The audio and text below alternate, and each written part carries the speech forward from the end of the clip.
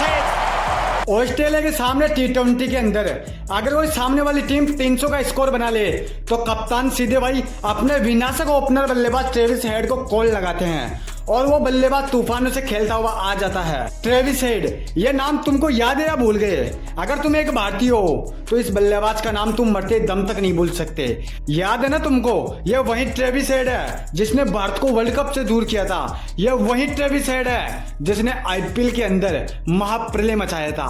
आखिर Travis head की दुनिया के तमाम बॉलरों से ऐसी क्या दुश्मनी है कि वो जब भी उनके सामने आते हैं तब वो उन पर एक भूखे शेर की तरह टूट पड़ते हैं। मेरे भाई ट्रेविस हेड ने पूरे आईपीएल सीजन में क्या किया था इसका कारनामा पूरी दुनिया ने देख लिया। जिस बल्लेबाज को उसकी टीम कभी टीम में भी नहीं लिया करती थी, लेकिन आज वो अगर एक मैच भी नहीं खेलता तो उसकी सारी टीम के खिलाड़ी टेंशन में आ जाते हैं। ट्रेविस हेड ने उस दिन भारत के सामने आतिशी पारी खेलकर पूरे हिंदुस्तान के सपने को चूर चूर कर दिया था। अब ऐसा ही कारनामा ट्रेविस हेड ने दोबारा कर दिया है। यह बात है 4 सितंबर 2024 की, जब स्कॉटलैंड और ऑस्ट्रेलिया के बीच पहला T20 मुकाबला खेला जा रहा था। इस मुकाबले में स्कॉटलैंड ने पहले खेलते हुए अपने निर्धारित 20 ओवरों में 9 विकेट के नुकसान पर 154 रन का टारगेट खड़ा किया।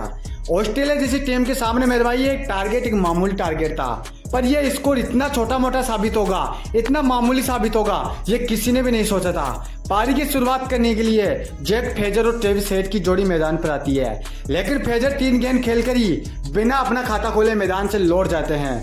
ऑस्ट्रेलिया के जब 3 गेंदों में ही पहला विकेट गिर गया तब स्टेडियम में बैठे सभी फैंस को भाई एक अनहोनी की आशंका होने लगी।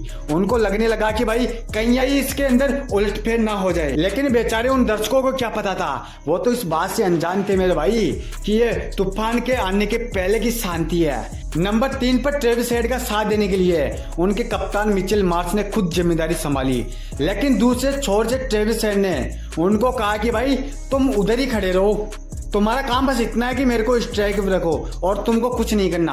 पावर प्ले चल रहा था और एक ओवर ही बीता था और यहीं से शुरुआत होगी ट्रेविस हेड के आतंक की। एक ऐसा आतंक मेरे भाई जिसकी कल्पना किसी भी स्कॉटलैंड के खिलाड़ी ने उस दिन नहीं की थी। इस मैच का नतीजा पहले ही कंफर्म हो चुका था, लेकिन यह इस तरीके से होगा ये किसी ने भी अपने दिमाग में नहीं लाया था। ट्रेविस हेड ने कभी इधर तो कभी उधर, कभी आगे तो कभी पीछे, इस तरीके से स्कॉटलैंड के गेंदबाजों की धुलाई की कि वो बीच मैदान पर त्राईमाम करने लगे। उन गेंदबाजों को तो मेरे भाई संभलने का भी मौका नहीं मिला। ट्रेविस हेड किसी भी गेंद को नहीं छोड़ रहे थे, एक के बाद एक गेंद स्टेडियम के बाहर जा रही थी। बेचारे स्कॉटलैंड के गेंदबाज इससे पहले कि कुछ समझ पाते मैच उनके हाथों से निकल चुका था।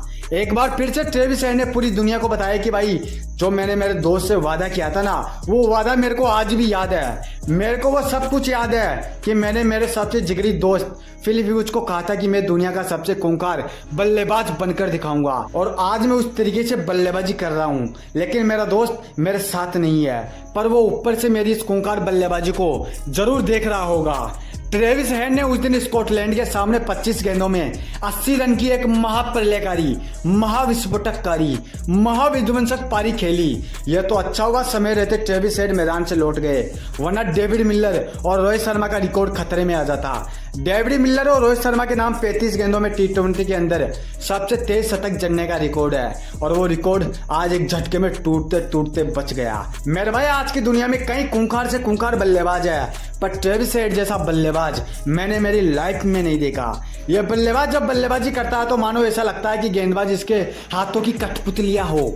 ऐसा लगता है कि मानो इस बल्लेबाज के हाथों में इस पूरे मैच का कंट्रोल हो। ऑस्ट्रेलिया ने यह स्कोर ट्रेविस हेड की आतिशी पारी की बदौलत 10 ओवरों पहले ही हासिल कर लिया। भाई आज ट्रेविस हेड की इस तूफानी बल्लेबाजी के लिए एक लाइक तो बनता है।